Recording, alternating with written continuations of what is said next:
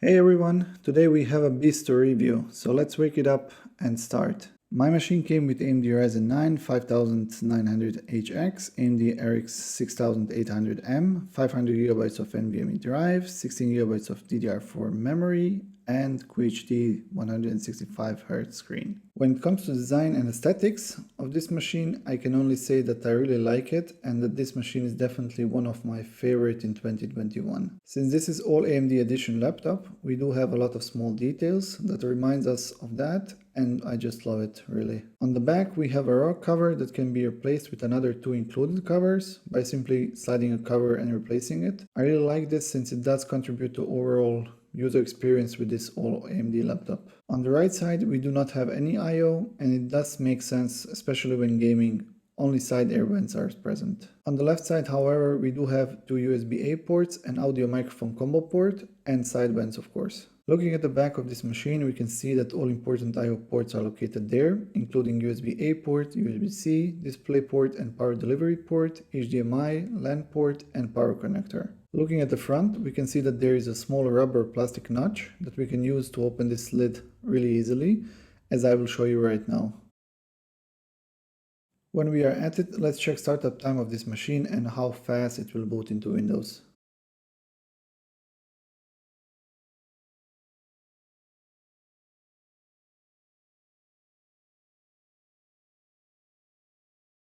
When it comes to keyboard design, I will just say well freaking done ASUS. Everything is centered and there is no offset between keyboard and trackpad. Just amazing. WASD keys are in white and the rest is simply black. Typing is just fine and it does fulfill all my expectations, to be honest. On top of the deck we have some quick action keys and I find myself using them regularly since they are just placed right. The deck finish is just amazingly smooth and nice to the touch, something that we do not get that often these days. There are of course stickers on this machine, and one of them is a Wi-Fi 6, which indicates that this machine is equipped with a MediaTek card and not Intel one, unfortunately. Trackpad is really nice, it's made of glass, and comparing this to my MacBook Pro I did not see too much difference, except clicking experience, but that is to be expected. Also, I did notice that my left click actions are not being consistent and it does not register my click and hold actions. This is something that I have seen people complaining online and I hope that was resolved with new patches. When it comes to webcam, well, we do not have a one. And to be frank, I do not care except when it does have Windows Hello function. So let's talk display. It's a really enjoyable one to use. It's 15-inch QHD display with 165Hz refresh rate and 300 nits of brightness. It's just a nice panel. On my sample, I did saw some severe backlight bleeding, but while this is not noticeable while using this machine, I did not see it as a con or anything bad. Now let's take a look underneath the cover and see what's inside. To open this machine, we will need to remove 11 screws, and bottom right one is used to help you out opening this cover, so do not try to remove it since it's meant to stay in place. After that you will need a small plastic pry tool like this one I have. Go slowly around the edges and pry the plastic until you get it off. When removing the cover, please be careful since there are two ribbon cables in the middle on both sides. We need to remove them first, and after that cover can be removed freely.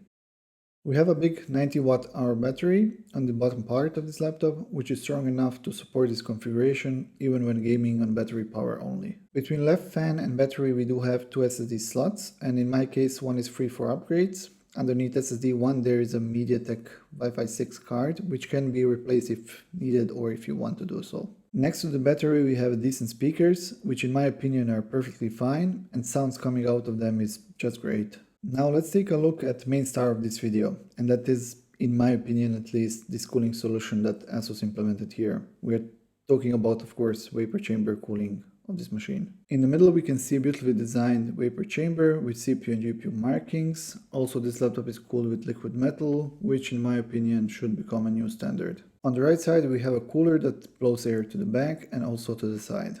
On the left side is the same basically. Those fans are actually not that loud even in performance mode. Fan noise is not annoying at all. Plus we have the option to manually set them as we want. On both back sides we have beefy fins to dissipate that collected heat from vapor chamber, and heat dissipation is just great. Looking at the middle portion we can see that it's completely covered by this vapor chamber, and it does perform beautifully and keep this laptop really cool and quiet.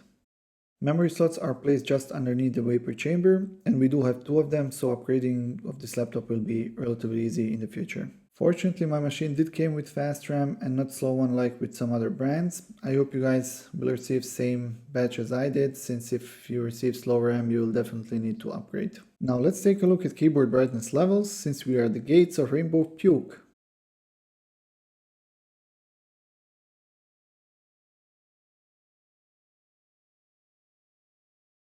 And now we are past those gates and there is no way back, so enjoy yourselves.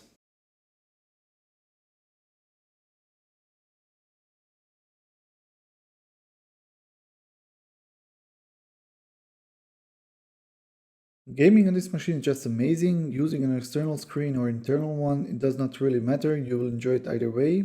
With that amazing cooling solution, fans will stay relatively silent. Even on battery power you will not see too much difference, since it really does perform perfectly fine. Now I'm going to show you some charts, this time a bit more simplified and easier to read. All games were tested with ultra presets, and please just pause the video if you want to take a closer look. Also, please take a note while watching Wally test, since I'm not sure how accurate hardware info was reporting CPU power due to reading being a bit too high. What I would suggest is to deduct GPU power from CPU power to get, I hope, more accurate results for CPU, but even that does not look that great, since it's hard to believe that this CPU is using only 30 watts in turbo mode. As I have already stated, this is by far my favorite gaming laptop, not just because of raw performance, but because of user experience, looks and performance altogether. AMD and ASUS did bloody amazing job, really. That is all for this one. Please consider subscribing and liking this video if you find it useful, and have a nice day. Cheers!